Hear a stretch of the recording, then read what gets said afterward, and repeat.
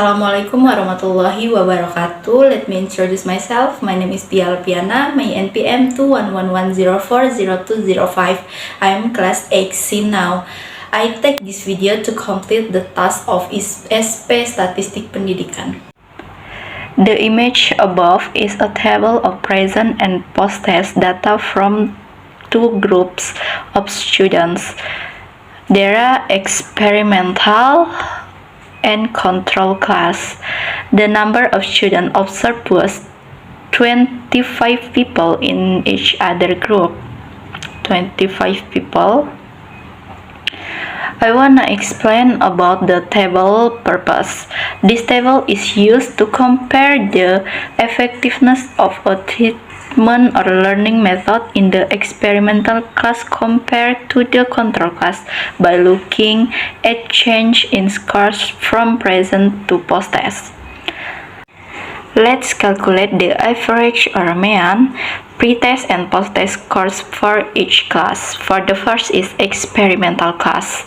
This is present rate. Okay, for the total of present rate is 1742.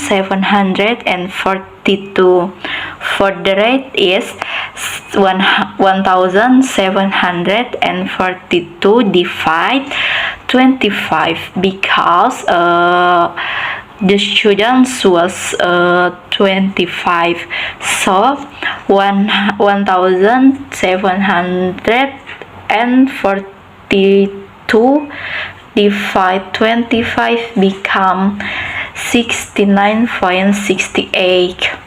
And then for the next is post-test of experimental class.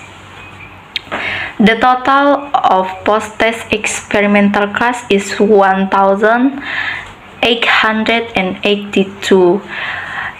For the rate is 1882 divide 25 become 75.28. So the increase of experimental class is 75.28 less 69.68 become 5.6. Okay, for the next is control class. Control class, there is pre-test. Total of pre-test is 1880. For the rate is 108,080 divide 25 become 75.2. For the post-test, the total is 1950. For the rate is 1950 divide 25 become 78. Okay, and then the increase of control class is 78 less 75.2 become 2.8. Okay, the last is my conclusion is the first is the experimental class experience a greater increase in scores 5.6 compared to the control class 2.8. And the second, this shows that the method or treatment given to the experimental class was more effective in improving students' learning outcomes than the method used in the control class.